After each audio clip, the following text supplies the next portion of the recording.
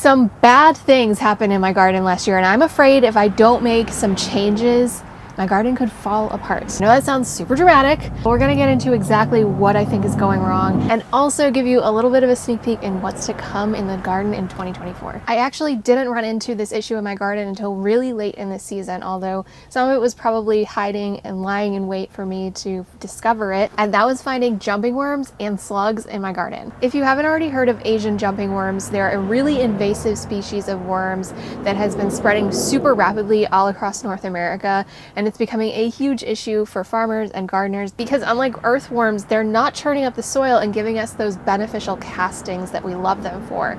In fact, they don't turn up the soil at all. They're not giving us that aeration and that soil structure improvement, and their waste actually makes the soil worse. Jumping worms are a lot bigger than earthworms.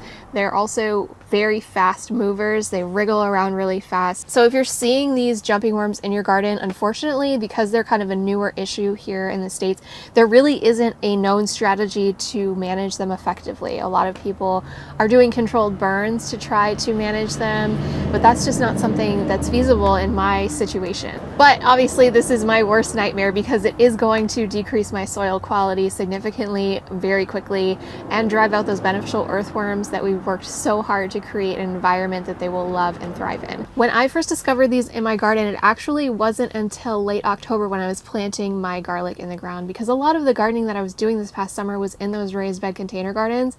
I really didn't have as much experience digging in the soil this year as I normally do.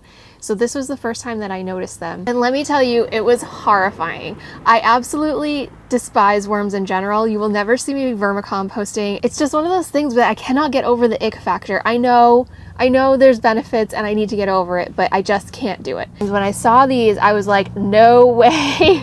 This is not earthworms. These are moving super fast. Some of them were like 10, 12 inches long. So I'm frantically Googling, trying to figure out what I can do about these.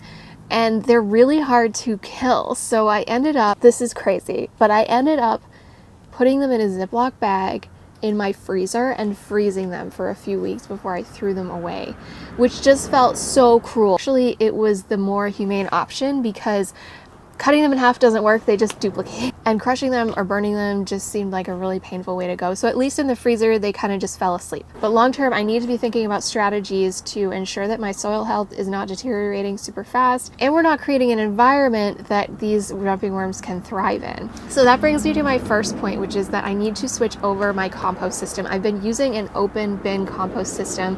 It's just a cedar box that's open to the bottom and vents really easily.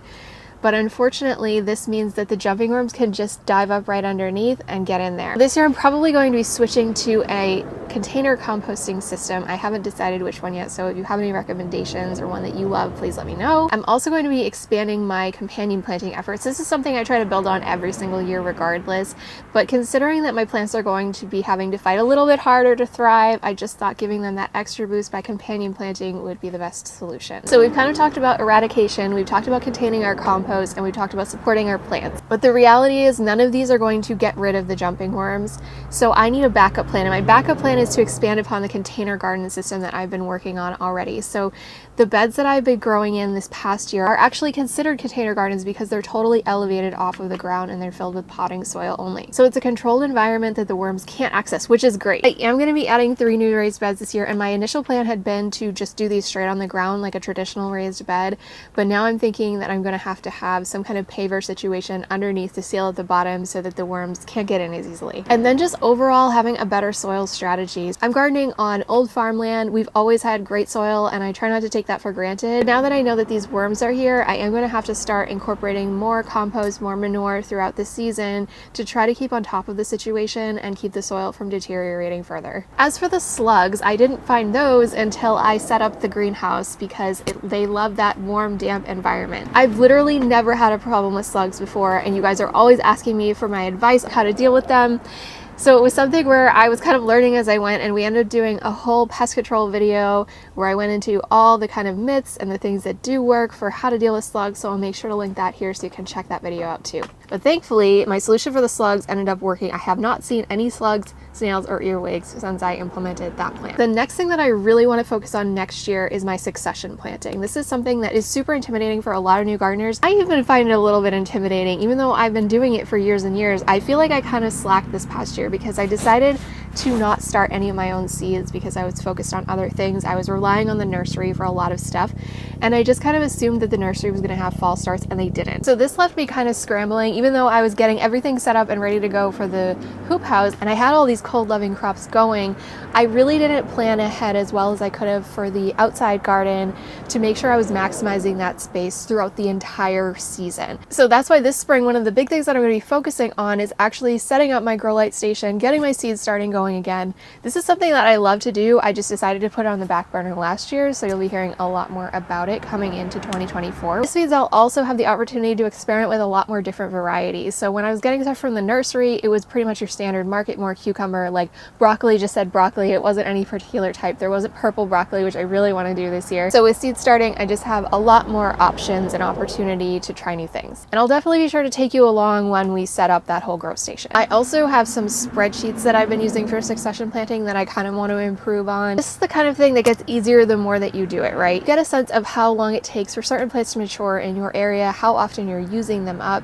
I know we eat tons and tons of greens. I'm going to pack the garden full of greens next year because there were definite lulls in the garden where I was having to go to the farmer's market, go to the farm stand rather than pick it from our own garden when we really shouldn't have needed to be doing that. My goal is to just eliminate those gaps this year. And kind of along this same vein, I would really like to set up a station where I can just get dirty. I have one table outside, and that was a table that I was supposed to be eating at, hosting friends at, just hanging out at, as well as work on any potted plants and things that involved a lot of mess.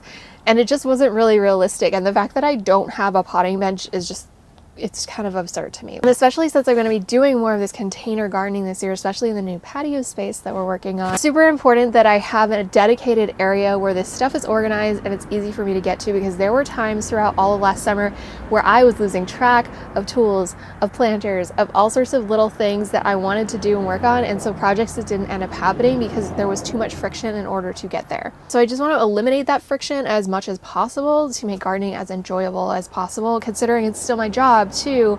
There's certain elements of it where I have to make things more efficient. I've never had a potting station of my own, so I would love to hear what you think are the essentials that I need to include when I set that up. So those are 3 big things that I need to work on in order to improve the garden processes all throughout next year, and I'm sure we're going to be talking about them in much more depth. There's 3 more things that I'm so excited to be bringing into 2024 and sharing more with you as the season goes on. So I wanted to give you a sneak peek of some of the projects that we're going to be doing in 2024 in the big garden space. I've already talked about the patio area, and we're going to talk about that a lot more on the channel over the next few months. These are kind of 3 things that I haven't really talked to you guys about at all yet. So the first one is backyard orchard culture. Backyard orchard culture is a concept where you're taking bigger fruit trees and you're keeping them pruned really, really small and strategizing the exact varieties that you're growing so that you're almost always harvesting off of a different fruit tree through the whole growing season.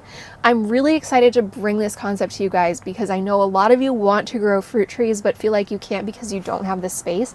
And this is a great way to incorporate fruit trees into a smaller backyard garden setting. We're going to be talking all about the varieties that I'm growing, how I chose the location, of course, different methods for pruning and maintenance, and just fertilizing and keeping those fruit trees happy and healthy. And I really haven't gotten to do this for you guys before. We've had kind of an orchard going here, but it's struggled because at the time that it was put in 10 or 15 years ago, when my mom planted out everything, we didn't really have as good of a sense of the light in the area as we kind of needed to. So the things have never really taken off and thrived. So we're actually going to be pulling those trees out and starting fresh, which is kind of heartbreaking but exciting at the same time. This next project I think is going to resonate with a lot of you because I hear over and over again that you're having issues with dry climates, hot weather, and keeping your plants watered when there's water restrictions in your town, which we've experienced even here in the Northeast, and it's really a lot more mild than I know a lot of you are dealing with down south. We're going to be expanding upon our rainwater harvesting collection system. We're going to be incorporating lots more different ways of automatic watering that reduce water waste. We're going to be trying out drip lines, new types of oyas. It's going to be really, really exciting. All this rainwater harvesting collection stuff is going from my little barrel into a whole much bigger project. I've saved the best for last, especially if you like honey as much as I do. The bees are finally getting their time in the spotlight. I have been kind of watching my mom do the beekeeping on the property for like 10 years now, and I did all the beekeeping classes with her. I know all the stuff, but I've just never really gotten my hands dirty with it and gotten into the beehive stuff up until now. And in 2024, we're bringing the beehives to you guys. We're going to show you exactly how to set up a hive, keep that hive happy and healthy, and harvest honey. I'm so excited for this one. I love bees. I love keeping bees. I love honey. And I know you guys are going to be just as excited about it as I am. If you have any specific questions or concerns or topics you want me to cover related to beekeeping, definitely let me know in the comments. I'm ordering our bees next month. I can't believe it's already time to order them. They won't come in until the springtime, but we'll be starting to get things ready and set up for them really, really soon. And I just cannot wait. Okay, guys, that's all I had for you today. Thank you so much for watching, and happy growing.